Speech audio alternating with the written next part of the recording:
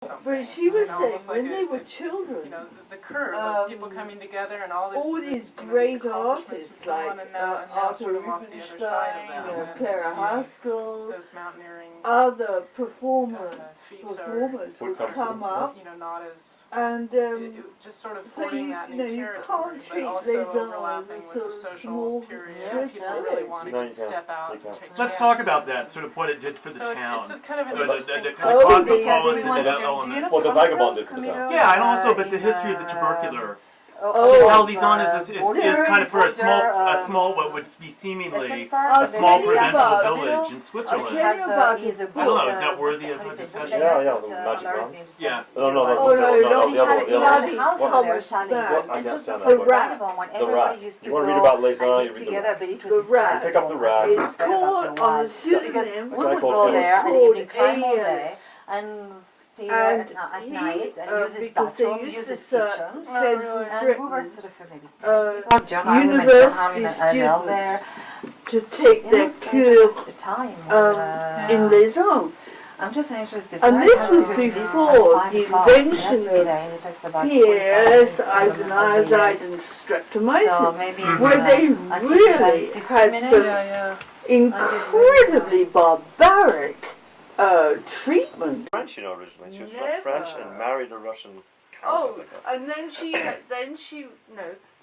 she left Russia with her parents when she was 17 years old. Right. She was married to a Spanish during the Civil War. That's right. The Spanish Civil War. She was, anyway, she was the one who told me that this A. Ellis came back to Les Arts many years later because he wanted to see Les Arts as a happy place and exorcise all the nightmare experience. It was a catharsis for him, so get it out of his system. But the thing about the rack is that if you know Les Arts, you can know, and they arrive in Aigle, and you can always hear the crémaillère, the train coming up the mountain.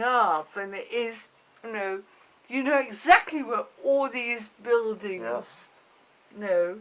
But it was, I reread it recently and realised it was actually better written than I thought when I read it in the first place. When I read it, I thought it was very well written. But Inez, she said, this man came back with his wife and, to exorcise all the nightmares that he'd suffered in Les Arts before. Before modern It's too bad treatment. Inez is not here. She'd be a perfect one to give you all the backup information. You'd have to sit there and, all day long and listen. She would say... She doesn't stop talking. Annie, Can't turn her off. I've lived through 2 world wars, a revolution, a civil war, Spanish. Spanish Civil War. And what have the Swiss got? Cuckoo clocks. Oh, she was so funny. She came here as a patient, tuberculosis. When I came here, they were still there, the butcher, the fishmonger, all these people, they were old patients. Ex-patients. Many people here were ex-patients. Kiki Katla was an ex-patient. Yeah. A lot of people here, and are still alive, who were ex-patients who still live here. And when we first came here, I mean, probably when you first came here, I came here in '63, very first time, and all the clinics were still there. Well, a lot of the clinics were still there, and I was at the college, and I used to. The people were still in the clinics. And we used to go and at Christmas we'd go and sing carols for them and walk through. And when we first moved into Les Fresnes at the American College. First job, because I was the third student to walk through the door, and my job was 3 of us had to go down and take all the mattresses and air them out, and then we went through all the files and all the slides. Oh God! They were some of the most horrifying things I've ever seen. When Beth and I first, because after our summer as being vag hags, we decided, well, okay, if Dougal and Mick wanted to stay on in Les Arts, we had both, we were both, nurses, qualified nurses, and so we thought, right, let's get back, and and with that, of course, we immediately got, B permits. And we went to work in Clinique Beausite, which was an extension of the University Hospital. At that point, the Hôpital Cantonal Vaudois. Now it's the Centre Hospitalier Universel Vaudois. Shove. Or Chouve. Shove it. Chouve, whatever you want. But anyway, there were all these diagrams on the wall with, various lung sections. Yeah, yeah. Oh, crazy. Some horrifying stuff. The pictures I saw were just, God, the bones. I won't go into details, but I just remember we were 3 young guys, I think I was 18 or 19, and I was going through all these slides. It was an initiation. It was a rite of initiation. God, yes. Was it ever? Oh, Jesus. But that was basically that was the beginning of the cosmopolitan side of Les Uns, yeah. And the Grand Hotel was. Oh, that's was where they had the Grand Hotel. The sort of the very the wealthy. upper class. That's where they got Arthur Rubinstein and Clara Haskell and all the rest of the. That was the upper class clinic. Yeah. That was the upper crust. Where they can have their tea dancing. Yeah. The upper crust. The crust was the Grand Hotel. No, the students were, and you went there yesterday with Bev, up to the Terrasse Profana, and just before you take the small road off, you've got that very, very big building, which at night times can look pretty sinister. And in fact, that's where they used to put the terminal cases. So, if you... What is the name of that? That place is falling down. I forget what it's called. I forget what it's called. Really... I can see it. It used to have Belgian summer camp. Yeah, that's right. They've had everything. They had refugees there for a long time. That's right, yeah. And it's just a mess now. That's what the terminal cases were. It looks like it. The building, at nighttime looks so sinister. They should implode that thing. Oh, God knows. But anyway, you could imagine all the terminal cases shoved out there, away from, as far away as possible. It was like Mother Teresa, in her clinic in India, the people who were closest to death would be closest to the door. So that when they knew that when they were moved close to the door, their time was running out. I've got to go, guys. Yeah. I've got to. Okay. All right, Annie. Cowbells, yeah. What brought you to Lisan? Beth had a very unfortunate affair with some man. And she said she was working in casualty at Guy's at the time. And she said, Annie, why don't you join me in Les Uns for summer? And I was, in fact, at that time engaged to a Dr. Peter Simpkins. And he said, no, darling, take off because I'm going to be very, very busy with exams and patati patata. So that's how Beth and I got to Les Uns, supposedly for one summer. And how long did you stay? I stayed 23 years. Beth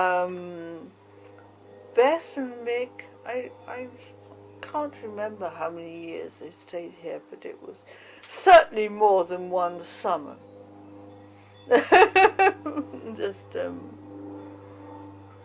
So, let's, just... What? The boom just keeps coming into the... Oh, okay. I'm sorry. And just a quick question regarding your husband. Mm-hmm. What was it about him why did you fall in love with him? I think actually it was the other way around at the beginning. I still no, no. I wasn't searching for anything in that. No, I was supposedly going to get married to this doctor back in Britain, but no. He had so much charisma. No. And then Beth and Mick and all the rest, it was just, no. Yeah. Why are the people that you've known through the Vagabond and these climbing associations, why is it that they're still some of your closest friends? How is that?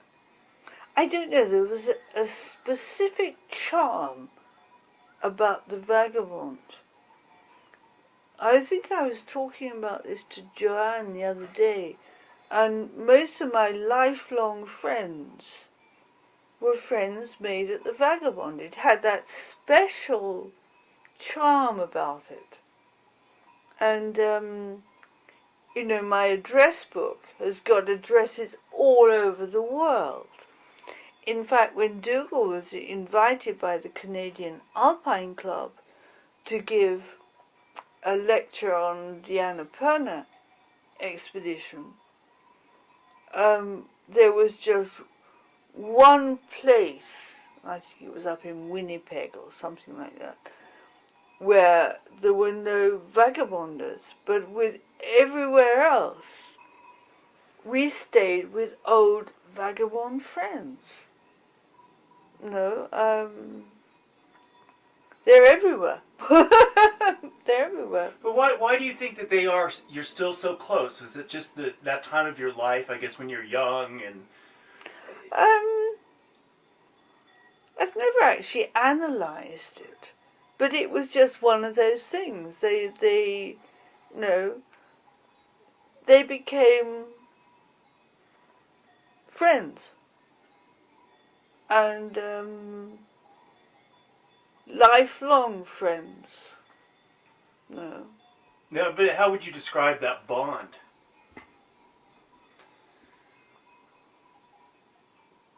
It's very difficult, isn't it? Very difficult to describe something as nebulous as that. It was just everything came together. I can't do better than that, I'm sorry. I just, just one of those things. We were all travellers, we loved travelling. We had a certain intelligence amongst us which made us readers and all the rest. And it's just stayed that way. How have your experiences here, the Vagabond Club, and through these mountaineers, how has it changed your life? I mean, how has it formed you as a person? Well, if you remember the filming we did the other day, when Beth and I first came to the Club Vagabond as Vag Hags, first of all, for us, the language was unbelievable. And then we met a species unknown to us before called climbers. And so that was an education. Will that do for you? I suppose. It's flashing ND off. Yeah, just leave it on. Don't touch it. Don't touch it. Okay. You can touch it right now. ND off. Look on the left side of the camera. I know this is new camera for you. Left side, other side. Other side. Mm-hmm. See this? It says visual ND. Density. Push it down off. Yeah, there you go. You just don't want to do it in the middle of a shot. I see. But you want to wait till there's a break, and then you can do it. Okay. All right. Okay, Annie. Let's see what else we got. God knows. Well, we got a lot from you the other day. I just want to get some of this little more from you.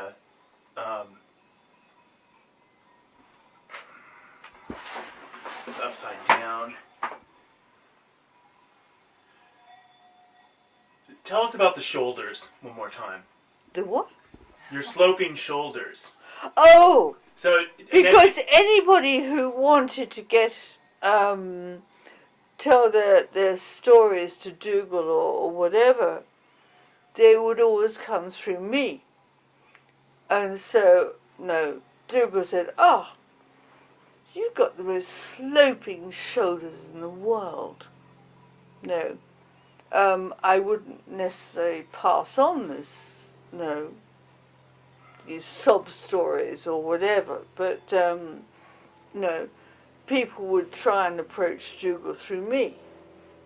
That's the sloping shoulder story on all this. I just wanted to get that solid down. Yeah, that was it, And he'd say, "Oh, darling, you've got the most sloping shoulders in the world." Yeah. Did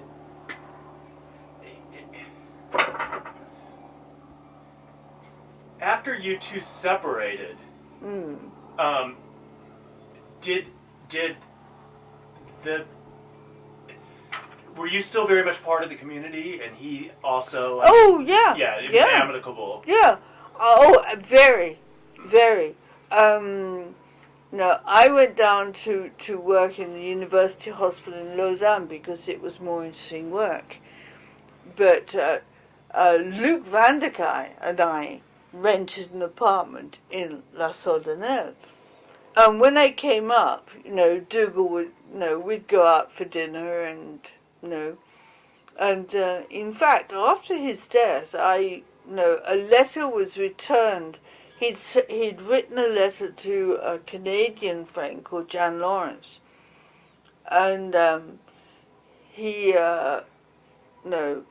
I read the letter, and he said, "Annie and I have separated very amicably, and which we were. We were so interdependent that." And at this time, Ariane, it's always interesting to me to wonder how long Ariane would have lasted, because that's the big unknown question, because she was absolutely in awe of him. That's fair enough. But Dougal liked a little bit of, comeback on all this. So I don't know. She's a very nice girl, Ariane.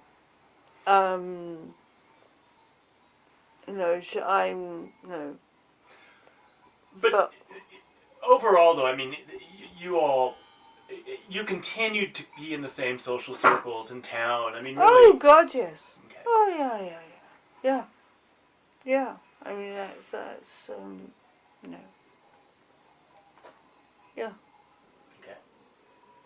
Let me look at this. I think we got you done, Annie. Is there anything you can think of, Jules?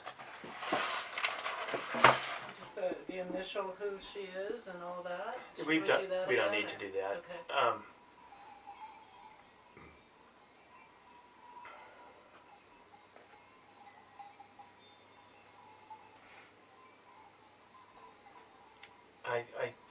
I don't know. We've done. There was a way that you described before. You said I have a list of people as long as my arm of people that have died. Oh yeah, friends who have fallen off mountains or got buried under heaps of snow. And now, of course, they're dying through natural causes. I mean, I can't realize the fact I'm 65 years old. It's not the way my brain works. Just sort of,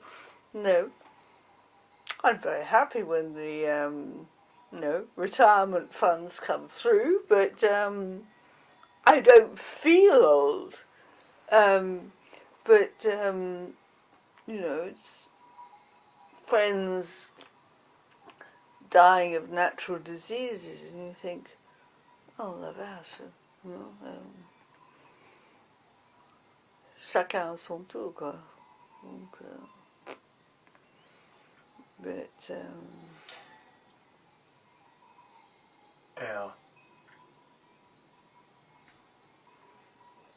he'd had heart problems over time, so it was Bev who he left a message on my answer. It was obviously something he wasn't going to leave as a message on my phone, and so in fact I phoned up Alan's number, and it wasn't his. It was obviously Scott who had taken over the phone, and I said, Alan, I've just had this really funny call from Bev. He obviously doesn't want to leave me a message. And of course, it was about Alan's death that he was, no, Bev. As I said, he didn't want to. Well, you don't leave a message like that over the answer machine. So, no, that.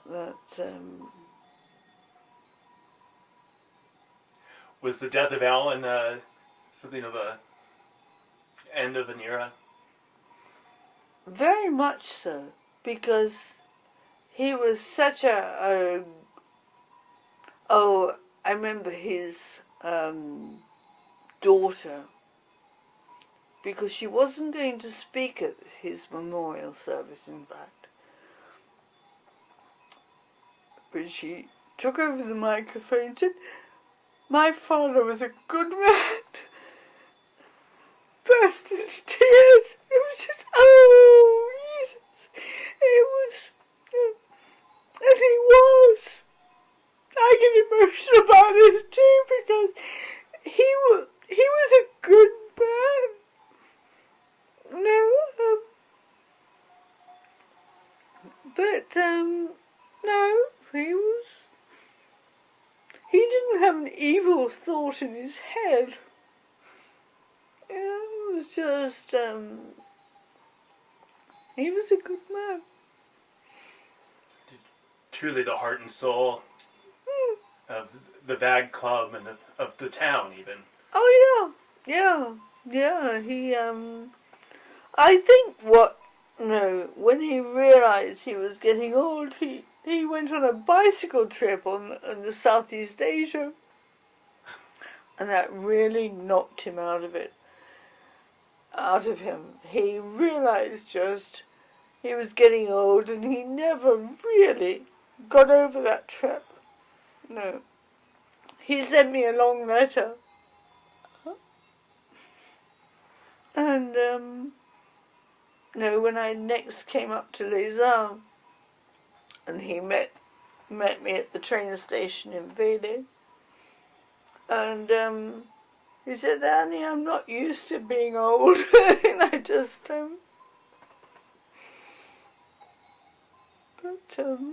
yeah.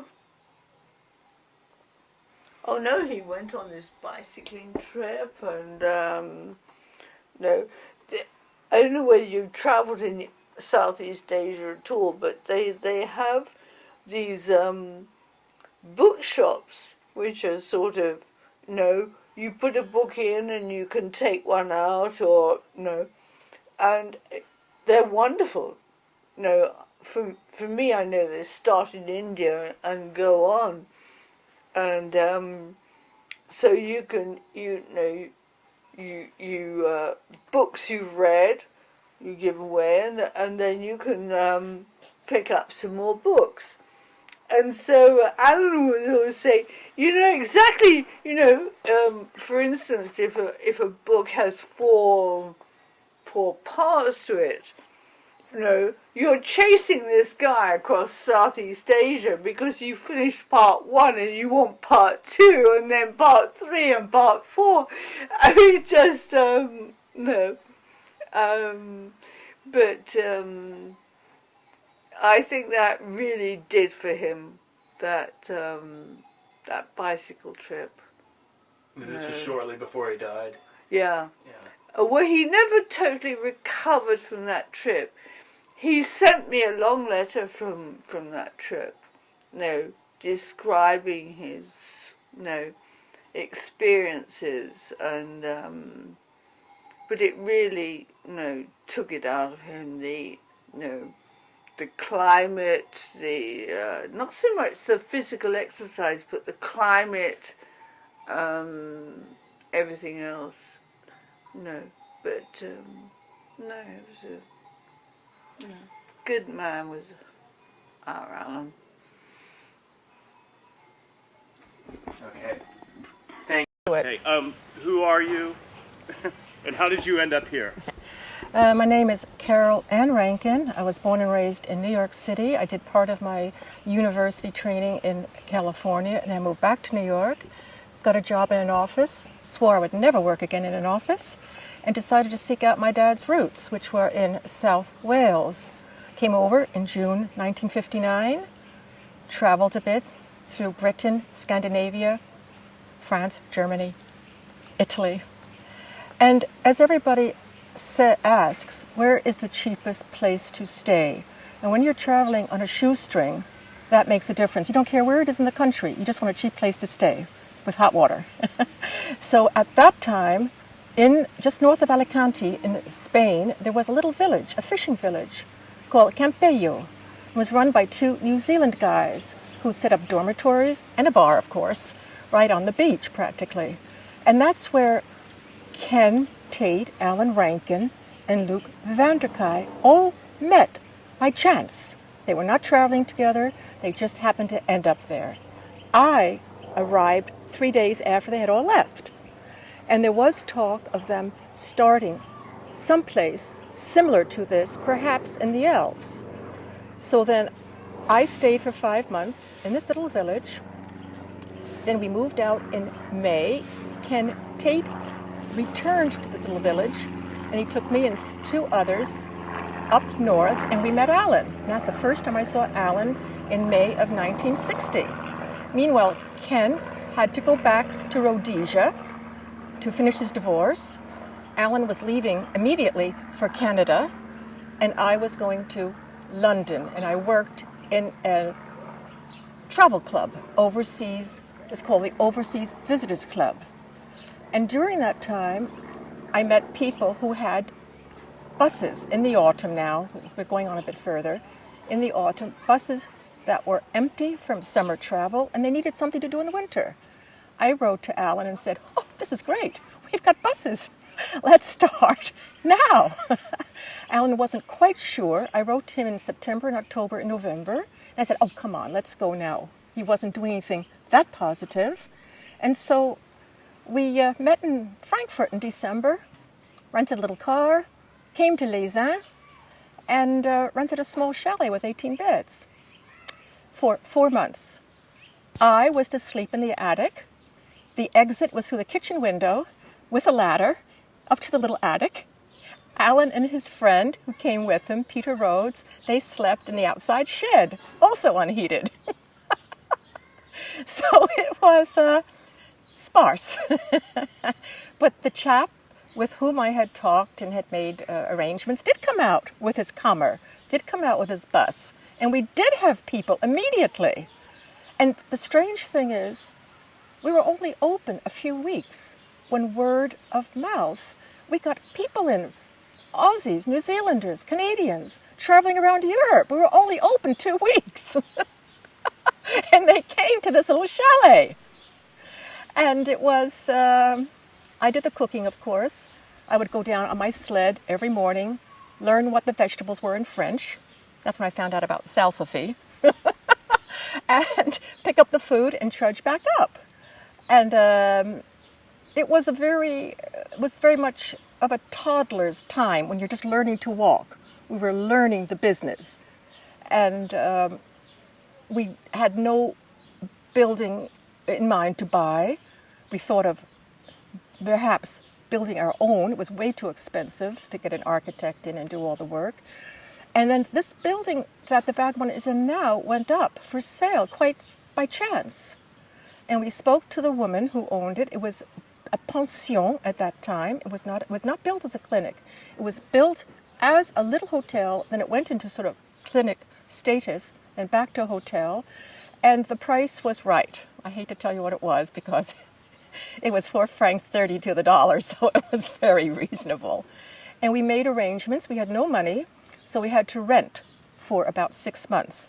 But the lady was quite happy for us to knock down walls and renovate, and that's what we did. And the groups that we had contacted during the winter did come out to visit us.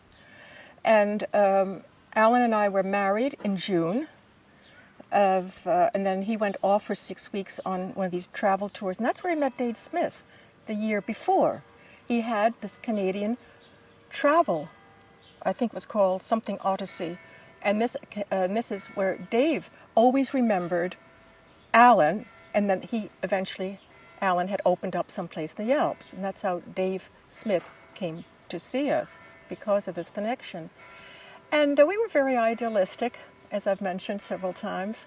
When you're young and you don't know any better, you just tend to go full out.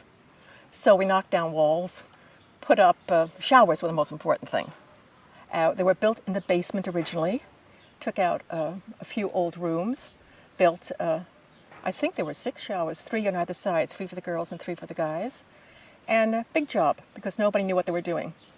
So we had a very nice apprentice plumber came in and helped us out, an Austrian guy. And we served meals immediately, not lunch, but breakfast, for franc 50. Beds were 5 francs. I think we started off 4.50, but we gradually raised it to 5 francs. Dinner was just 4.50. And we had soup, salad, and the main course. And what we did was, one day would be very posh, pork chops maybe. Next day would be meatloaf. Or we would vary it between spaghetti and something else. And we learned, by hit or miss, what worked, what didn't work. And the young people that came through were very happy to work for us. They just wanted to unload, put the rucksack down, earn a little bit of money, and stay in this fantastic area. I mean, we had the Alps near us, so the pre-Alps. We were not far from the big Alps. Lausanne was a bit of a challenge to get around, up and down, up and down. And we had a very sweet group working for us. I was in contact with one of the first cooks who cooked for us in 1961. We were in contact 2 years ago. She was a Dutch girl living in Lausanne. And most of the people who stayed, a lot came back or got jobs in the area or married. So there are a lot of vagabond marriages with the locals. Some stayed in Lausanne, much to the pleasure of their parents, and some moved off, much to the displeasure of their parents. But it was a very sweet time. Everybody was so happy to finally get to Lausanne, mainly because they mispronounced it. They either ended up in Lausanne or Lucerne. So to get to Lausanne finally, and get out of the station and up the hill, and we had special arrangements with the authorities. We would charge a small membership fee so we could have our little bar, and we served all the usual. And for a short while, we even had a little hamburger stand next to it where we could make short little hamburgers for people who were starving to death, actually, after their climbs. But it was, for me, very good times. The people, on the whole, were people who were not running away from anything. They were curious. They wanted to know. They had read about certain parts of Europe, and they just wanted to experience it before they really settled down. So most of our people were between the ages, let's say, of 18 and 28, pretty much around that. And there was nobody who, they were generally optimistic. As I said, nobody was there to make a fuss. They just wanted to see what was going on, maybe learn a bit about themselves, join in. And the nice thing is, as I've once mentioned, was that everybody was dressed the same, jeans and a t-shirt. So we would have some very interesting people come through, and you wouldn't know. We had 1 or 2 movie stars come through, who obviously did not find it to their taste and moved off in their little, sports car. But we did have that. And Sylvester Stallone was just behind for a few years at the American college. Then he would drop by. But you didn't know, nobody was famous. They were just travelers, students. And most of them, when they did settle down, did very well. They had good marriages, good jobs. They weren't flaky at all. They more or less got that out of their system. The villagers weren't quite sure what was going on.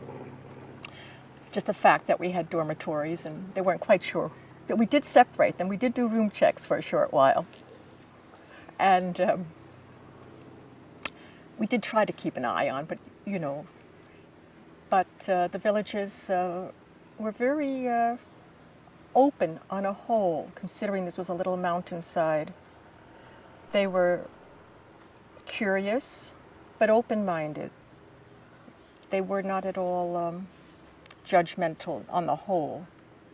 And this little program that came out about us on March 22nd, 1967, on the Swiss television, the Swiss television interviewed a lot of the locals, and it was all very positive. It was a very nice interview. What year was that? 1967. It was March 22nd. Which unfortunately is a bad date because John died on the Eiger on March 22nd, 1966, and Alan Rankin died on March 22nd in 2003, same day. So the March 22nd seems to be a bit ominous. But as I've said, I think what I remember mostly is the optimism and the good times. And people were willing to accept you as long as you didn't, you weren't that stupid or you didn't vaunt your capabilities, especially when you were a complete loser maybe. But if you just sort of fitted in and went along, and we had an astronaut pass by. We had someone who became quite interesting in the American government, but people who eventually, as I said, did well. Wow, okay. The deal with the police, he came to the Vagabond to hide out. No, he didn't, not exactly. My cook and I, Larry, had done a big shopping in the late autumn just outside Lausanne. The first massive supermarket for hotels had opened up. So we had gone there and bought all kinds of stuff. And then we had a pizza at Mario's Pizza on the middle of Lausanne, on the Rue de Bord. And we were sitting there having one glass of wine and a little bit of pizza. And Carol heard this guy speaking Italian just a couple of tables away, but it was New York Italian. How do you like that, huh? It wasn't Italian. And he had a great big sheepdog with him. And I had just met a sheepdog the day before. So this is my excuse to going up to this guy and saying, "Excuse me, is your sheepdog called Joy?" And he said, "No," and I forget what the name is. I'll think about it in a minute. But he spoke English with me, and I said, "What are you doing here?" And he says, "Well, I'm just traveling around." So I said, "Oh, come over and drink, eat with us."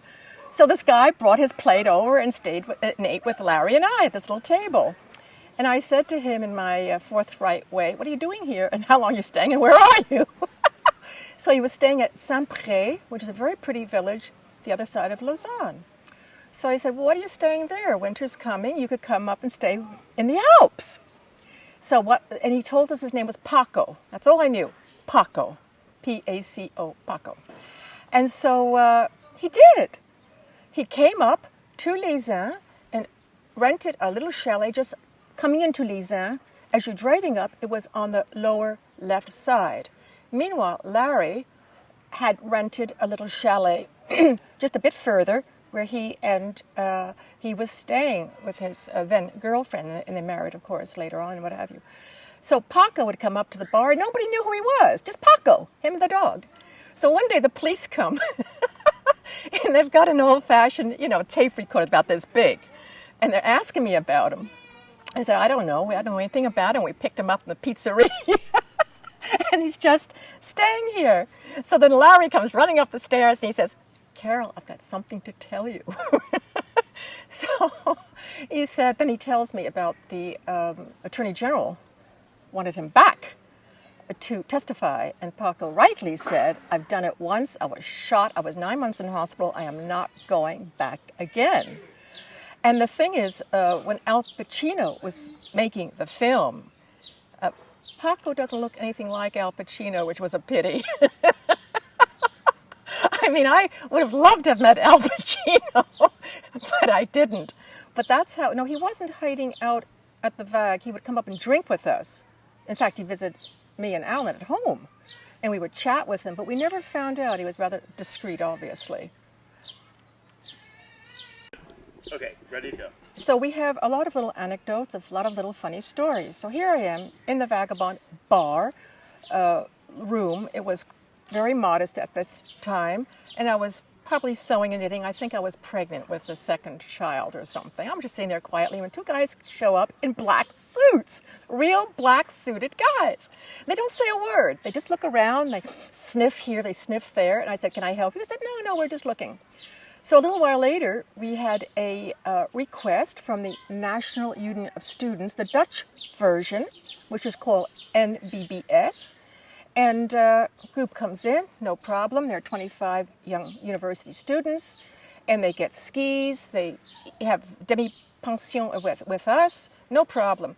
When they came to give their skis back, little John in the ski shop said he had to check off the name. So he says to one young girl, what's your name? She says, Marguerite. And he says, Marguerite what? And she says, Marguerite of Orange. He says, well, that's a real funny name, isn't it? It was Princess Marguerite from the royal house. And she had come there with her student friends to stay for 2 weeks, and we kept it very hush-hush. Alan and I knew, of course, that she was about, but we didn't say anything. And nobody, so she was covered in that respect. So that's a funny story. And she did write a letter. There is a letter existing someplace thanking us for the good time that she had, with the little crown on it.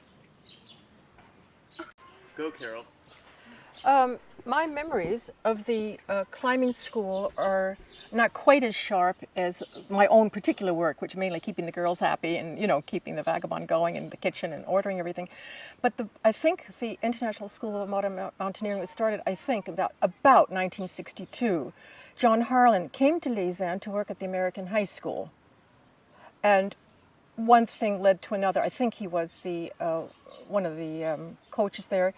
And then people started to gravitate, like Dougal, who lived in his basement.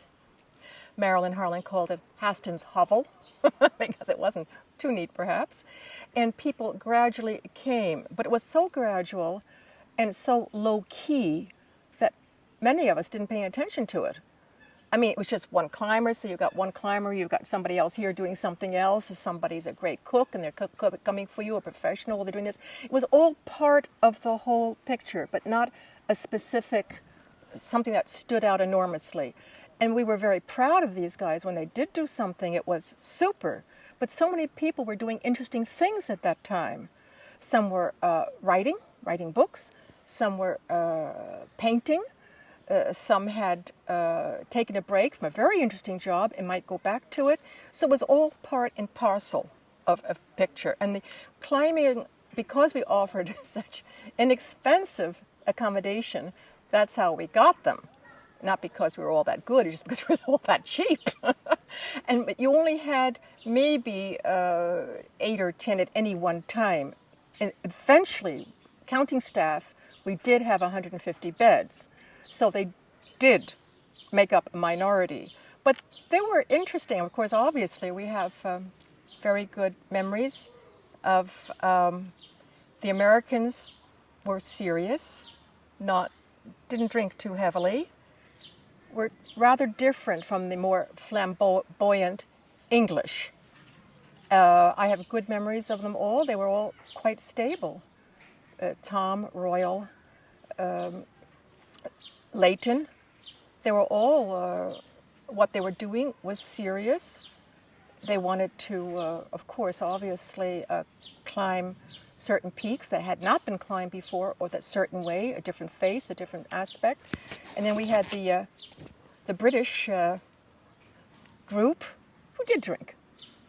And that's when they would have these depth charges the drambuie in the little glass in the bottle, in the bottom of a pint of beer, and down it in one go. And I can't drink drambuie to this day, just bringing back memories of these guys weaving out the door. But as I said, my son, my older boy, he would do the slideshows. They'd come back. Now, I think this is not a true story, okay? I think Don Willens told this story. They were out in the Himalayas. Now, I'm vague on this. I'm talking, maybe 45 years ago, so I don't believe this. He said they were holding the map upside down. They went 6 weeks in the wrong direction before somebody realized, no, it's this way. But that sounds like a typical British joke. I don't think they were holding the map upside down. But that's what we heard at one of the slideshows. They said, "You see this view? It didn't happen. We were supposed to go this way." So they were a rowdy bunch. The Scottish and the British. Well, it's a relative term. I hate to say rowdy. If you're in with everybody's drinking, what's rowdy, They were not uncontrollable, let's put it that way. They weren't objectionable, maybe a little tiny bit, but it wasn't something that you really objected to. Yes, they were a bit rowdy, but after all, they were going to climb. They had something serious to do. It wasn't as though they're going to waste themselves there. They had to be in a certain physical shape. And perhaps the stress was something too. Maybe, some of these climbs were not without danger, as you know. Weather played a very important part, because you would have a day like we have now, this gorgeous blue sky, and the weather reports say, be careful, it's going to be hail tomorrow. And go, no way! And it would come, and several climbers did die with the sudden weather changes. But I think rowdy is a bit too strong.